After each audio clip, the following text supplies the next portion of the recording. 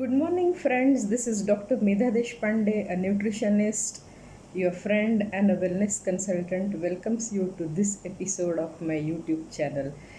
क्या आप लोग कहानी सुनना पसंद करते हैं? मैं तो बहुत ही पसंद करती हूँ। आशा है कि आपको मेरी कहानी पसंद आए। चलो आज एक कहानी सुनाती हूँ। बात है 2002 की। तब मैं गुजरात में नडियाद में थी। सुबह हम लोग चाय पी रहे थे तो हमारे ड्राइवर ने एक सीढ़ी लेके आया और बोला कि ये किसी ने भिजवाई है। मेरे हस्बैंड के किसी कलीग के किसी पहचान वाले ने वो सीढ़ी भिजवाई थी। उसको उसके ऊपर एक एलोवेरा का पिक्चर था और वो ज़माना था सीढ़ी और डीवीडीज़ का। तो उन्होंने बोला है मैम को बोले ये सीढ़ी देख ले। तो मैंने कहा कि ठीक है, और चाय पीते पीते हमने वो सीढ़ी देख ली। 7 से 10 मिनट की सीढ़ी थी दोस्तों, और हरे भरे खेत थे एलोवेरा के, और अपने हंसते खेलते मजाक मजाक में वो सीढ़ी देखी।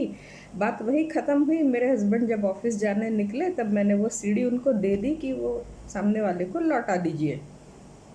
बात वही ख़त्म। उसके बाद कुछ भी फॉलोअप नहीं, कुछ भी नहीं। उसके बाद हम जब बेंगलोर पहुंच गए थे 2007 में, मैं इंस्पिरेशंस ब्रांड में तब जॉब कर रही थी। तब सुबह सुबह 2-3 सूटेड बूटेड आदमी मेरे क्लिनिक में आए और कार्ड एक्सचेंज हुआ। उन्होंने मुझे कार्ड दिया, विजिटिंग कार्ड। मैंने भी अपना कार्ड दिया और उन्होंने एक अपॉइंटमेंट के लिए मांगी है कि अपॉइंटमेंट मांगी कि मुझे चाहिए अपॉइंटमेंट, बॉडी टोनिंग का एक डेमो दिखाना चाह रहे हैं। तो मैंने कहा ठीक है, आ जाइए आप। थर्सडे के दिन हम थोड़ा सा फ्री रहते हैं। थर्सडे के दिन आके उन्होंने बॉडी टोनिंग का डेमो दिखाया। सब स्टाफ इकट्ठा हुए थे जो थेरेपिस्ट वगैरह थे, और उन्होंने डेमो देखा। फिर से एक बार कार्ड एक्सचेंज हो गया, कहानी ख़त्म। फिर बात हुई 2010 की बात है। मैं बॉडी एंड सोल में जॉब कर रही थी। तो बॉडी एंड सोल में आई एक लेडी दोपहर के समय में। मुझे बोली कि हमारे पास कुछ एंटी एजिंग फेशियल है और मैं डेमो दिखाना चाह रही हूँ आपके क्लिनिक में। तो मैंने कहा ठीक है, अगले हफ्ते मंडे को आ जाइए। मैं सारे 6-7 ब्रांचेस है हमारी, सारे ब्रांचेस के ब्यूटिशियंस को मैं इकट्ठा करके रखती हूँ। 2 घंटे का समय आपके लिए ब्लॉक करते हैं और अपॉइंटमेंट बुक में आप आ जाइए। तो वो आ गई। उन्होंने मुझे कहा कि आपके ऊपर फेशियल हम दिखाना चाहेंगे। मैंने कहा sorry, I don't have time, क्योंकि वो हमारा मंथन चल रहा था और मंथन पे हम लोग काफ़ी बिजी हुआ करते थे। We use to work for targets. 45 lakhs के हमारे टारगेट्स होते थे मंथली। तो सच में मंथ पे हमें टाइम नहीं होता था मंथ एंड पे। तो मैंने उनको बोला आप लोग फेशियल आके करवा दीजिए। तो किसी स्टाफ के ऊपर उन्होंने डेमो कराया। वो अच्छा स्टाफ था, खुश हो गए रिजल्ट्स देख के। फिर कार्ड एक्सचेंज हुए। I will get back to you बोल के मैं वो निकल गई। ऐसे 3 बार हुआ। अब यह गलती कहाँ कहाँ हुई इसका भी एनालिसिस हाथों हाथ कर लेते हैं। पहले वाले ने तो मुझे सीढ़ी दिखाई, सीढ़ी भिजवा दी किसी के हाथों, खुद की शक्ल दिखाने आए नहीं। ना मुझे उनका नाम पता, ना शक्ल पता, ना आगे का कुछ फॉलोअप। दूसरी बार बॉडी टोनिंग का डेमो तो हुआ, और आप एक बिजनेस हेड, मेरे जैसे बिजनेस हेड के साथ बात कर रहे हो। आप बिजनेस की बात ही नहीं कर रहे हो, आप प्रोडक्ट का डेमो दिखा के चले जा रहे हो। वो उनकी गलती थी। तीसरी बार भी सेम चीज़ रिपीट हुई कि फेशियल का डेमो हो गया, फेशियल के रिजल्ट देख लिए, पर I was heading a business house. तो एक बिजनेस के हेड को जब आप अप्रोच कर रहे हो तो बिजनेस तो बताइए कि क्या फ़ायदा हो रहा है आपके बिजनेस से, कितना पैसा कैसे किस तरह कमाया जा सकता है, वो बताया ही नहीं। तो 3 बार इस तरह गलती लोगों ने की और अपॉर्चुनिटी हाथों से फिसल गई, मेरे भी और उनके भी। 2011 आते आते क्या हुआ, तब तक मैं कुछ अराउंड 45 ईयर्स की हो चुकी थी, और मुझे ऐसे बहुत बोर हो गई थी मैं 12 साल उस इंडस्ट्री में रह के। क्योंकि होता ये था कि सैटरडे संडे मेरी छुट्टी होती नहीं थी, और सैटरडे संडे हमेशा हस्बैंड की छुट्टी होती थी। तो कभी भी घर पे समय बिताने को समय नहीं मिलता था, because I was working in a service industry. तो सर्विस इंडस्ट्री में जब क्लाइंट्स को छुट्टी होती है तो वहाँ ज़्यादा भीड़ होती है, और हमारा ऐड डे होता था। हम न्यूज़पेपर में 1-1.5 लाख का खर्चा करके ऐड डालते थे। तो ऐड डे के दिन वॉक इन्स और फुटफॉल्स ज़्यादा होते थे। तो हमें किसी को, सीनियर स्टाफ को तो छुट्टी हम मांगने की हिम्मत ही नहीं कर सकते थे। तो और कोई वही नहीं था, मतलब शेड्यूल नहीं था किसी चीज़ का बन पा रहा था। तो आई वॉज गेटिंग, ऐसा लग रहा था कि कुछ तो बदलाव चाहिए अब लाइफ में मुझे, फ्लेक्सिबल आवर्स में घर बैठे बैठे कुछ करूँ मैं इस तरह का, मुझे कुछ प्रोफेशन सख्त ज़रूरी है अभी इस मोड़ पे।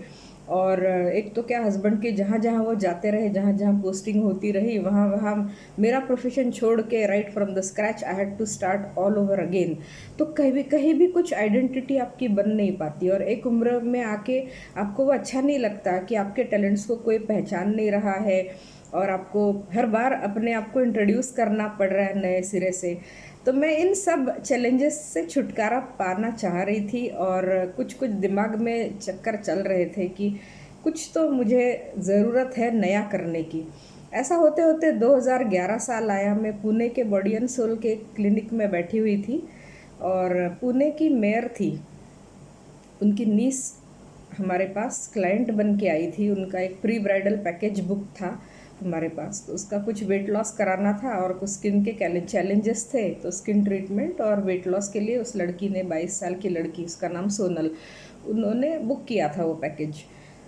वो आती जाती रही अपने सेशंस के लिए, और एक बार मेरे केबिन में आके उन्होंने एक फ़ोल्डर मुझे पकड़ाया, बोली this is ma'am, this is for you. तो मैंने देखा, वो कंपनी का नाम था फॉरएवर लिविंग प्रोडक्ट्स। मैंने कहा अरे हाँ पता है, मैं जानती हूँ इस कंपनी के बारे में, जस्ट लीव इट। बोली जी 27 जुलाई को सागर प्लाजा में एक सेमिनार होने जा रहा है, और वहाँ पे आप आ जाइए तो आपको जानकारी मिलेगी। तो मैंने कहा ठीक है। फिर वो अपने सेशन के लिए चली गई। फिर वो फोल्डर मैंने रख लिया, सागर प्लाजा का नाम दिमाग में फिट कर लिया, और सैटरडे के दिन वो भी हमारा मंथ एंड ही था दोस्तों। पर जब मैंने मन बना लिया था, मुझे ये अपॉर्चुनिटी की ज़रूरत थी, तब मैंने ना मंथ एंड देखा, ना दिन देखा, ना कुछ देखा, और मैं आधे दिन की छुट्टी डाल के सीधी पहुंची होटल सागर प्लाजा। वहाँ पे साइमन डेविडसन आने वाले थे बिज़नेस अपॉर्चुनिटी का प्रेजेंटेशन देने के लिए। और वहाँ पे मैंने देखा जाके, तो ये सोनल जिसने मुझे अप्रोच किया था वो तो वहाँ दिखी नहीं। फिर उसने मुझे कॉल करके बोला मैं तो नहीं पहुँच पा रही हूँ। मैंने कहा मैं तो यहाँ पहुँच गई हूँ। फिर उसकी कोई अपलाइन थी, वो वहाँ पे आई हुई थी।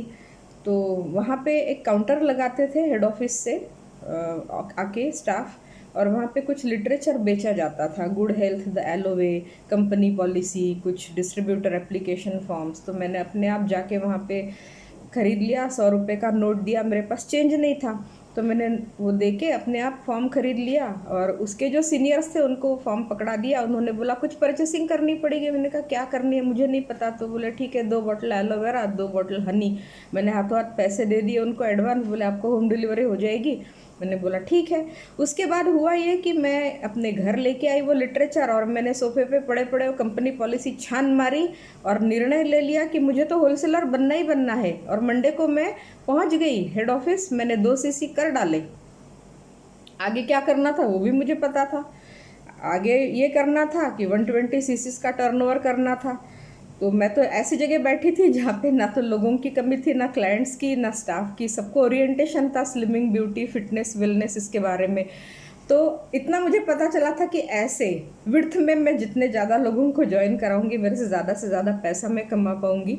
तो एक एक दिन केबिन में 8 8 10 10 लोगों को बिठा बिठा के विदिन 27 डेज मैं असिस्टेंट सुपरवाइज़र से सुपरवाइज़र, सुपरवाइज़र से असिस्टेंट मैनेजर, असिस्टेंट मैनेजर से मैनेजर कैसे बन गई 120 सीसीस का टर्नओवर करके। मुझे खुद भी पता नहीं चला, इतना आसान था मेरे लिए वो मैनेजर बनना। पर वो अपॉर्चुनिटी लेने के लिए मैंने 9 साल का समय लगा दिया था दोस्तों, क्योंकि मेरी नीड नहीं थी। मेरी नीड नहीं थी, पर जिन लोगों ने मुझे अप्रोच किया था उनका अप्रोच भी कुछ गलत था, ये भी बोलना पड़ेगा। तो ये मेरी एक शॉर्ट बिजनेस टेस्टिमनी आप बोल सकते हैं, या स्टोरी बोल सकते हैं, जिससे और लोगों को इंस्पिरेशन मिल सकती है। और ये गलती आप लोग ना दोहराए, इसलिए ये मैं यहाँ बोल रही हूँ। वैसे मुझे मौका नहीं मिला कभी भी अपनी बिजनेस टेस्टिमनी स्टेज पे शेयर करने का, तो मैंने इस बार सोचा कि चलो छोटे छोटे 8 8 10 10 मिनट के 2 3 वीडियोस बना के आप लोगों को प्रेरणादायी ऐसी एक स्टोरी मेरी सुनाना ज़रूरी है। क्योंकि अब ये लोगों को बिज़नेस अपॉर्चुनिटी की बेहद ज़रूरी है इस वक्त, और लोग एक सेकंड इनकम ऑप्शंस खोज रहे हैं। तो एक बहुत ही सुंदर बिज़नेस आपके हाथों से फिसलते ना जाए, इसलिए आपको क्या करना है, तो फॉलो अप तो करना ही पड़ेगा। और प्रॉस्पेक्ट की नीड पहचानना भी बहुत ज़रूरी है कि प्रॉस्पेक्ट की क्या नीड है। और इसी के साथ साथ मेरी स्टोरी ख़त्म, कहानी ख़त्म। और कैसी लगी ये कहानी कमेंट बॉक्स में कमेंट करना ना भूले और दोस्तों के साथ शेयर करना ना भूले। Bye bye till I come back with the next fantastic video.